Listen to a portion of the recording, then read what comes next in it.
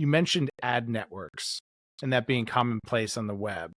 Can you give us an example how that works and how you see it, how it's working for digital out-of-home networks? Could you explain that?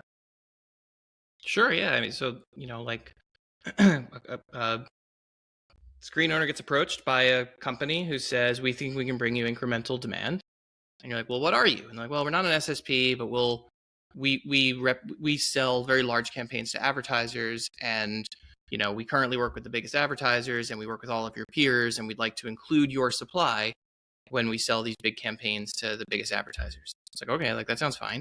And to some degree, everything that I said is true. And in some cases, it's entirely true. But so what winds up happening is, a media company, digital out-of-home screen owner, builds this sort of technical integration. It's a relatively simplistic thing. You can essentially traffic an ad tag from this ad network in your ad server.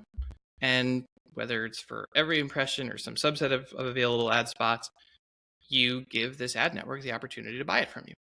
And often they do buy it. But the way that they buy it is they receive this request from the screen owner. They then initiate a whole bunch of RTB auctions through SSPs. Those SSPs send bid requests to DSPs, and DSPs bid back. Sometimes DSPs bid back because this ad network sold a campaign, private marketplace, to a marketer in that DSP. Sometimes those DSPs bid back because they've got a marketer who wants to participate in the open auction. The ad network's never heard of this company, but they found a willing buyer and they can create liquidity and facilitate that trade.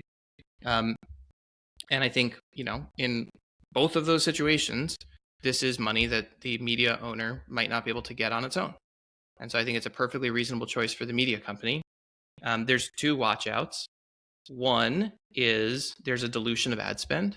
If a marketer spends $1 through this sort of supply chain where like the DSP pays an SSP, who pays the ad network, who pays the digital out-of-home screen owner, if the marketer pays $1, maybe the screen owner gets 50 cents, and they potentially could have gotten more than that if they had sold this through a more direct supply chain.